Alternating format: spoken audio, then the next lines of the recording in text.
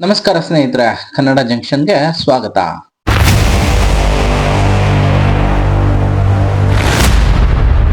ಭಾರತೀಯ ಚಿತ್ರರಂಗದಲ್ಲಿ ಹಿಂದೊಮ್ಮೆ ಪೌರಾಣಿಕ ಚಿತ್ರಗಳದ್ದೇ ಹವಾ ಇತ್ತು. ಪಾಲ್ಕೆ ಅವರ ಹರಿಶ್ಚಂದ್ರ ಚಿತ್ರವನ್ನು ನೋಡಿ ಹಲವಾರು ಜನ ಪ್ರೇರಣೆಗೊಂಡಿದ್ದರು. ಇನ್ನು doctor Rajkumar, NTR, Akkineni Nageswara Rao, SV Rangarao ಹೀಗೆ ಹಲವರು ಪೌರಾಣಿಕ ಪಾತ್ರಧಾರಿಗಳಾಗಿ ಮಿಂಚಿದ್ದರು. ಜನಪ್ರಿಯ ಕೂಡ ಆದರು. ಪ್ರೇಕ್ಷಕರ ಹೃದಯದಲ್ಲಿ ಶಾಶ್ವತವಾದ ಸ್ಥಾನವನ್ನು ಸಹ ಪಡೆದರು. ಆದರೆ ಈಗ ಪೌರಾಣಿಕ ಚಿತ್ರಕ್ಕೆ ಚಿತ್ರರಂಗದಲ್ಲಿ ಮೊದಲಿದ್ದ ಬೆಲೆ ಇಲ್ಲ. ಹಾಗಂತ ಪ್ರಯತ್ನಗಳಿಗೇನು ಕಡಿಮೆ ಇಲ್ಲ. ಅಲ್ಲೊಂದು ಇಲ್ಲೊಂದು ಚಿತ್ರಗಳಲ್ಲಿ ಅಲ್ಲೊಬ್ಬರು ಇಲ್ಲೊಬ್ಬರು ಮಾಡುತ್ತಲೇ ಇದ್ದಾರೆ. ಆದರೂ ಹೊಡಿ ಬಡಿ ಚಿತ್ರಗಳಿಂದ ಪ್ರೇಕ್ಷಕರನ್ನ ಚಿತ್ರರಂಗದಲ್ಲಿ ಕಮರ್ಷಿಯಲ್ ಜಾಲದಲ್ಲಿ ಈ ಚಿತ್ರಗಳನ್ನ ಸಿಲುಕಿಸಿವೆ. ಹೊಂಬಾಳೆ ಫಿಲ್ಮ್ಸ್ ಪ್ರಸ್ತುತಪಡಿಸುತ್ತಿರುವ ಮಹಾವತಾರ್ ನರಸಿಂಹ ಒಂದು ಅನಿಮೇಷನ್ ಸಿನಿಮಾ ಕಳೆದ ಶುಕ್ರವಾರ ಬಿಡುಗಡೆಯಾಗಿತ್ತು. ಸು ಫ್ರಮ್ ಸೋ ಅಬ್ಬರದಲ್ಲಿ ಈ ಸಿನಿಮಾ ಸುದ್ದಿಯೇ ಇರಲಿಲ್ಲ.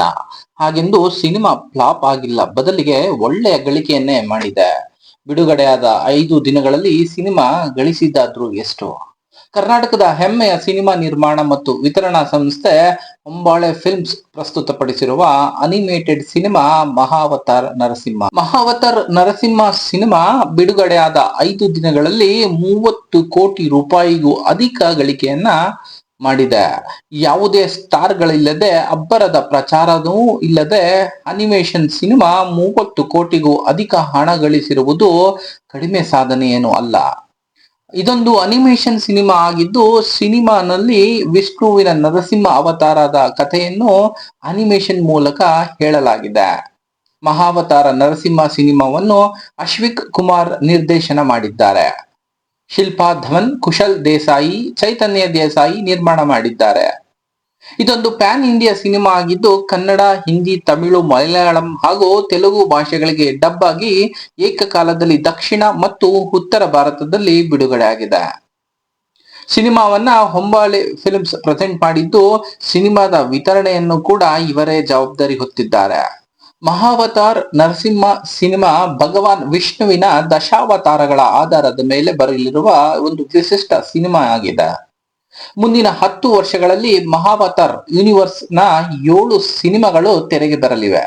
ಸಿನಿಮಾಗಳ ಟೈಟಲ್ ಹೀಗಿದೆ: ಮಹಾವತಾರ್ ನರಸಿಂಹ, ಮಹಾವತಾರ್ ಪರಶುರಾಮ, ಮಹಾವತಾರ್ ರಘುನಂದನ, ಮಹಾವತಾರ್ ದ್ವಾರಕಾಧೀಶ, ಮಹಾವತಾರ್ ಗೋಕುಲಾನಂದ, ಮಹಾವತಾರ್ ಕಲ್ಕಿ ಭಾಗ 1, ಮಹಾವತಾರ್ ಕಲ್ಕಿ ಭಾಗ 2 ಮೂಡಿ ಬರಲಿವೆ. ಇದಕ್ಕೆ ಕೈಗನ್ನಡಿ ಎಂಬಂತೆ ಈ ಚಿತ್ರ ಕೇವಲ ಹಿಂದಿಯಲ್ಲೇ 1 ವಾರದಲ್ಲಿ 25 ಕೋಟಿ ಹಣ ದೋಚಿದೆ ಎಂದು ಬಾಲಿವುಡ್ನ ಬಾಕ್ಸ್ ಆಫೀಸ್ ತಜ್ಞ ತರುಣ್ ಆದರ್ಶ್ ಹೇಳಿದ್ದಾರೆ. 1 ವಾರದ ಲೆಕ್ಕಾಚಾರವನ್ನು ಕೂಡ ನಮ್ಮೊಟ್ಟಿಗೆ ಹಂಚಿಕೊಂಡಿದ್ದಾರೆ. ಹೀಗೆ ಮಹಾವತಾರ್ ನರಸಿಂಹ ಚಿತ್ರ ಹಿಂದಿ ಮಾರುಕಟ್ಟೆಯಲ್ಲಿ ಮೊದಲ ವಾರದ ರೇಸ್ನಲ್ಲಿ ಇದೇ ಹೊಂಬಾಳೆ ಸಂಸ್ಥೆ ನಿರ್ಮಾಣದ ಕಾಂತಾರ ಮತ್ತು KGF ಚಿತ್ರದ ಗಳಿಕೆಯನ್ನು ಕೂಡ ಹಿಂದಿಕ್ಕುವಲ್ಲಿ ಯಶಸ್ವಿಯಾಗಿದೆ.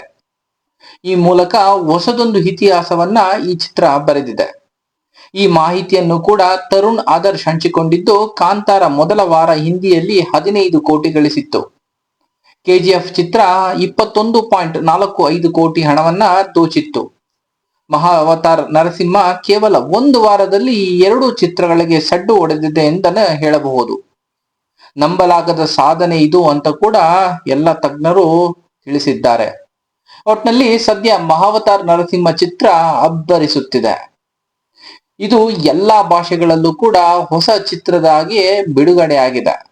ಈ ವಾರ ಈ ಪೈಪೋಟಿಯ ನಡುವೆ ಈ ಚಿತ್ರ ಎಷ್ಟು ಹಣ ಗಳಿಸುತ್ತೆ ಅನ್ನುವುದನ್ನ ನಾವು ಕಾದು ನೋಡಬೇಕಾಗಿದೆ. ವಿಡಿಯೋವನ್ನ ನೋಡಿದ್ದಕ್ಕಾಗಿ ಧನ್ಯವಾದಗಳು. ದಯವಿಟ್ಟು ಸಬ್ಸ್ಕ್ರೈಬ್, ಲೈಕ್ ಮತ್ತು ಶೇರ್ ಮಾಡಿ.